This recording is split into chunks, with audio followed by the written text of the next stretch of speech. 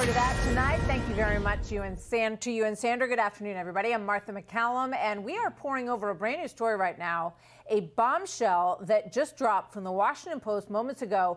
Federal agents who are probing Hunter Biden believe that they have enough evidence to charge the president's son with tax crimes and a false statement surrounding a gun purchase. Remember, this investigation has been going on for 4 years now.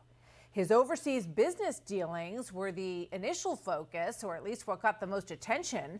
But now it would be up to the U.S. attorney in Delaware, who was appointed by former President Trump, that's David Weiss, to file actual charges in this case. Bret Baier is standing by here in New York. First to correspondent David Spunt at the Justice Department with the latest on this. Hi, David. Hi, Martha. A significant development. Hunter Biden, the 52-year-old son of President Joe Biden, may face charges after all. This coming in an exclusive report from the Washington Post. We are calling our sources right now to try to find out what we can about this story. But it's interesting because the Post says tax crimes, plural with an S, and a false statement related to a gun purchase. As you know, Hunter Biden has not been charged with a crime. David Weiss, the U.S. attorney in Delaware, in Wilmington, Delaware, has quite a task ahead of him deciding whether or not to indict a sitting president's son. The question, what would Hunter Biden be indicted on? Now, we know that President Joe Biden kept David Weiss on the payroll as a U.S. attorney when he came into the Oval Office in January of 2021 to avoid any types of conflict of interest. But ultimately, Martha, Attorney General Merrick Garland, Deputy Attorney General Lisa Monaco, these are characters that are being briefed on the Hunter Biden investigation. We reported on Fox News just about a month and a half ago that the grand jury looking into potential charges for Hunter Biden ended its term over the summer. It's possible that prosecutors went back to a new grand jury to bring more information to a grand jury to try to get charges, or it's possible what the Washington Post at this point is reporting is based off of that original grand jury. We've heard about this laptop. We know that the FBI began investigating Hunter Biden back in 2018. Tony Bobulinski was on Tucker Carlson a couple nights ago, a former business partner of Hunter Biden. So ultimately, it's up to the Department of Justice, not the FBI, to make a decision on charging Hunter Biden. And I will end with this, Martha.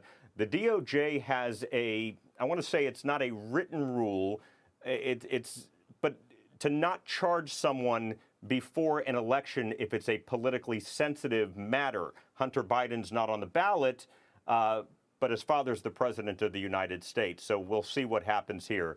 This coming from the Washington Post right now, and we will continue to make calls. Martha. Okay. We appreciate that, David Spunt. Thank you very much. I'm Steve Doocy. I'm Brian Kilmeade. And I'm Ainsley Earhart. And click here to subscribe to the Fox News YouTube page to catch our hottest interviews and most compelling analysis. Well, moments ago in the Oath Keepers trial, former Oath Keeper John Zimmerman testified he believed the founder of the far-right group, Stewart Rhodes, had a contact in the Secret Service. Also this morning, FBI Special Agent Michael Palin answered questions about an email sent by defendant Thomas Caldwell containing an ops plan for an unspecified future operation to confront Antifa, the plan encouraging participants to use burner phones, knives, and striking weapons. Joining me now is Justice and Intelligence Correspondent for NBC News, Ken Delaney, and former U.S. Attorney Joyce Vance, and former DOJ Prosecutor Andrew Weissman. Ken Caldwell also wrote in a message on January 6th, "We need to do this at a local level. Let's storm the Capitol in Ohio." So how convincing, Ken, are these emails and messages? What do you make of Zimmerman's belief that Stewart Rhodes had a Secret Service contact? So Zimmerman, Andrea, is the second witness on the stand. As you mentioned, he's a 27-year Army veteran who lives in North Carolina and was once a member of the Oath Keepers. And he testified that he believes Oath Keeper leader Stewart Rhodes may have had a contact with the Secret Service. And he says this because he heard one side of a conversation between Rhodes and someone Rhodes claimed was a Secret Service agent. This was in September 2020 before a Trump rally in Fayetteville, North Carolina. And as you mentioned, this is just developing. So we don't know yet whether the FBI tracked down who Rhodes may have been talking to. That's to be continued. But Zimmerman, as you said, followed 2 days of testimony by the lead witness, FBI agent Michael Pallian. Pallian was actually at the Capitol guarding senators on January 6th, and he became one of the supervising agents in the Oath Keepers investigation. And prosecutors used him to introduce recordings and text messages showing just how the Oath Keepers plan to use violence to stop the lawful transfer of power. Prosecutors also suffered a bit of a setback this morning when the judge refused to allow them to introduce a so-called death list prepared by one of the defendants, Thomas Caldwell. Prosecutors said Caldwell's lawyers opened the door by saying that he was mainly focused on a perceived threat from Antifa, the far-left anarchist movement. They said the death list showed that was false because this list included election workers from 2020. But the judge ruled the list was not linked to the alleged seditious conspiracy and might prejudice jurors, Andrea.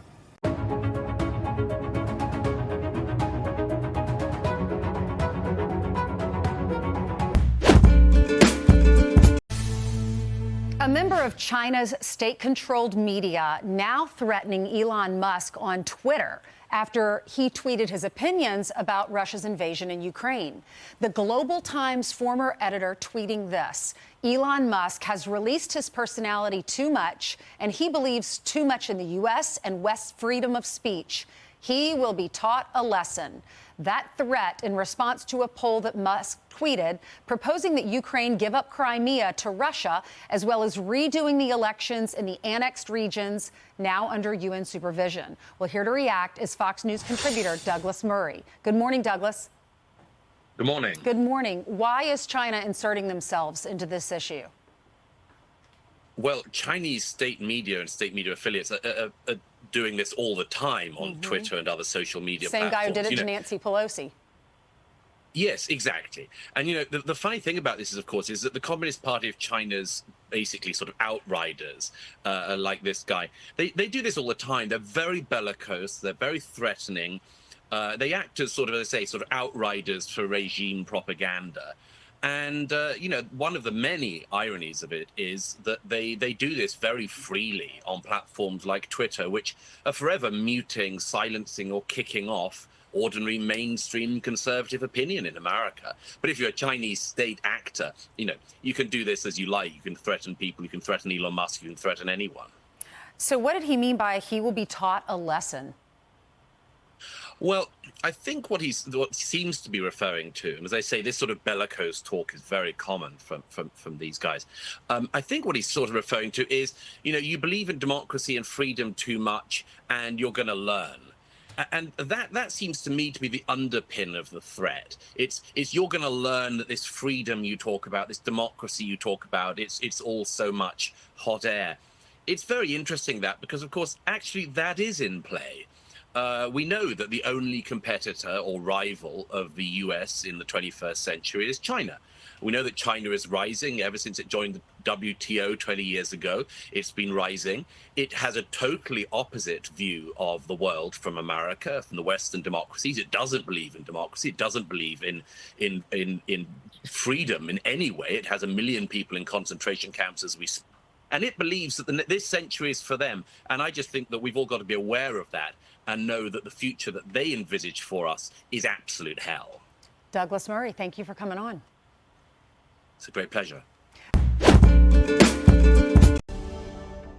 Ukrainian forces are accelerating their territorial advances into Russian-held areas. It's all happened so quickly in just a matter of weeks. With us now, retired Army Major General James Spider Marks, CNN military analyst and head of geopolitical strategy at Academy Security. Spider, the pace of what Ukraine has been able to do, explain this. Yeah, it's quite phenomenal, John. Let me do this. First of all, I want you to concentrate for a second to this area and this area. Let me show you what has happened over the course of the last month. I'll run that one more time. So backing up, clearly this is what the Ukrainians saw about a month ago. You had Russian forces here, and the Ukrainians had achieved this incredible success. You see this penetration into where the Russian forces were. So that was a good news story. So the Ukrainians had a choice. What they could do is they could either attack in this direction or they could attack in this direction. The Russians have all along indicated that this was their objective. They wanted to connect Donetsk, Luhansk with Crimea, this land bridge right here. So in the mind of the enemy commander, This is what's most important. So what the Ukrainians did is they did a deception operation and tried to convince successfully that to convince the Russians that this is where they were attacking. That was not the case. But they did it with fires, they did it with maneuver, they did everything you should do to get into the head of the commander and reinforce his disposition, his thoughts about what you're going to do. This is a little bit of arcane military stuff here. But what they did is they faked here and they did their primary attack here. So this is what Ukraine looked like a month ago. This is what it looked like yesterday. This incredible success in this area because of the operational initiative of the Ukrainians. It's quite phenomenal. But Spider, the Russians were completely caught off guard. Right, but Spider, was it really a feint? Is it fair to call it a feint there in the south when you're seeing that Ukrainians are now advancing against Russians in Kherson? I mean, there's story after story about the Russian front potentially on the verge of collapse there now. Perfect question. What you cannot do is conduct two major efforts at the same time when you really don't have the kit, you don't have the manpower. So what the Ukrainians did is put the primary effort up here. Now they're putting a primary effort up here, down here in the Kherson area, and this is where the Russians are now at risk. The Ukrainians are holding here, and they've diverted most of their forces down here. So what you see now, let me get down to the Kherson area. This is what it looked like a month ago. Biana, this is what it looks like today.